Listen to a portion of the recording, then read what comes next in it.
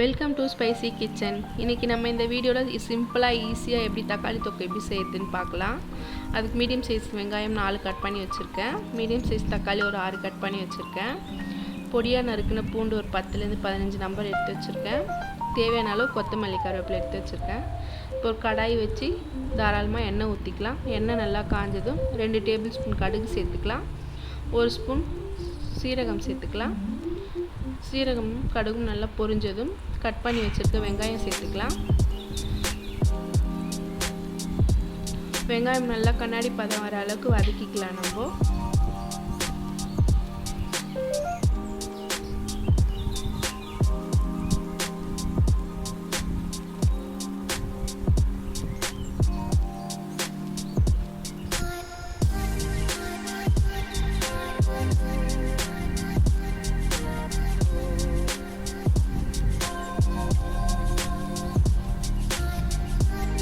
Cut பண்ணி வச்சிருக்க கொத்தமல்லி கருவேப்பிலை தூவிக்கலாம். இப்போ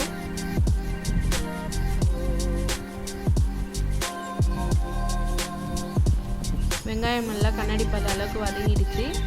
இப்போ பூண்டு சேர்த்துக்கலாம். நம்ம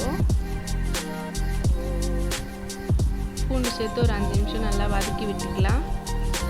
தேவையான அளவு உப்பு சேர்த்துக்கலாம். இப்போ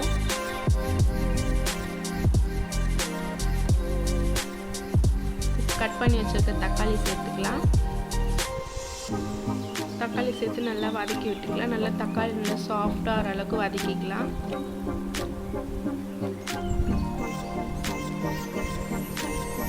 தக்காளி நல்லா வதங்கிடுச்சு. 2 டேபிள் ஸ்பூன் மிளகாத்தூள் சேர்த்துக்கிறேன். 1/2 டேபிள் ஸ்பூன் மஞ்சள்தூள் சேர்த்துக்கிறேன். மிளகாத்தூள் மஞ்சள்தூள் நல்லா பச்சை வாசனை போகிற அளவுக்கு வதக்கிக்கலாம். நல்லா பச்சை வாசனை போனதும் தேவையான அளவு தண்ணி ஊற்றி ஒரு 10 நிமிஷம் தட்டு போட்டு மூடி வச்சுக்கலாம்.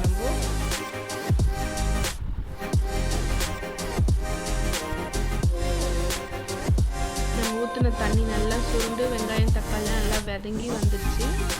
நல்லா எண்ணெய் பிரிஞ்சு வந்துடுச்சு. இப்போது ஃபைனலாக கொத்தமல்லி தூவி இறக்கிடலாம்.